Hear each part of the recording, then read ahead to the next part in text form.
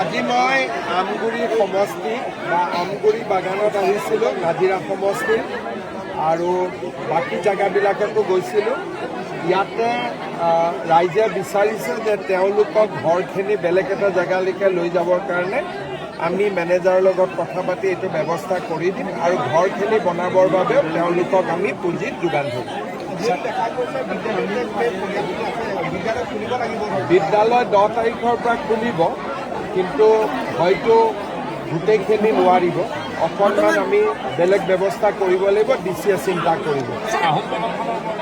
আহোম দলংখনৰ ওপৰতো মোক মেমৰেণ্ডাম দিছে যে দলংখন একেবাৰে বেয়া হৈ গৈছে, আমি ঠিক কৰি দিম।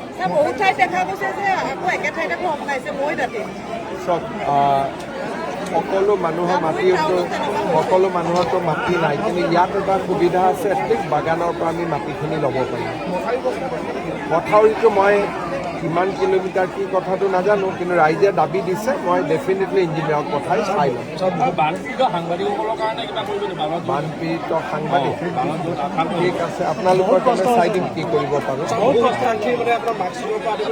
চব আমি অলৰেডি কৈ দিছোঁ যে বিনা পইচাত কোনো ফিজ নোলোৱাকৈ আমি চব ডুপ্লিকেট ওলাই দিম। অলৰেডি ইউনিভাৰ্চিটিবিলাকে নটিচ দিয়ে দিছে, গতিকে এইটোৰ কাৰণে কোনেও চিন্তা কৰিবলগীয়া নাই। খালি পৰিস্থিতিটো অলপ খাম কাটি লওক। বাকী মাৰ্কশ্বিট লাগে, কাগজ পত্ৰ লাগে, কিতাপ লাগে, ইউনিফৰ্ম লাগে, আমি চব যোগান দিম।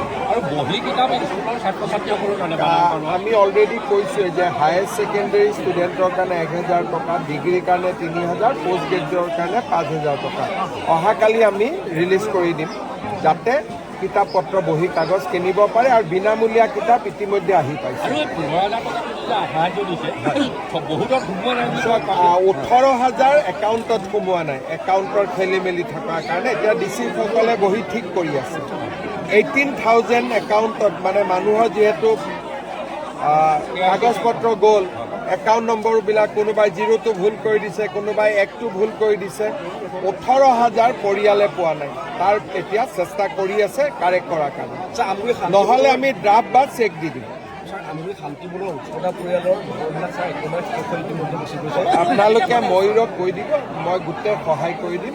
18টা পৰিয়ালক আপোনালোকে য'তেই কয় আমি ঠিক কৰি বহাই দিম।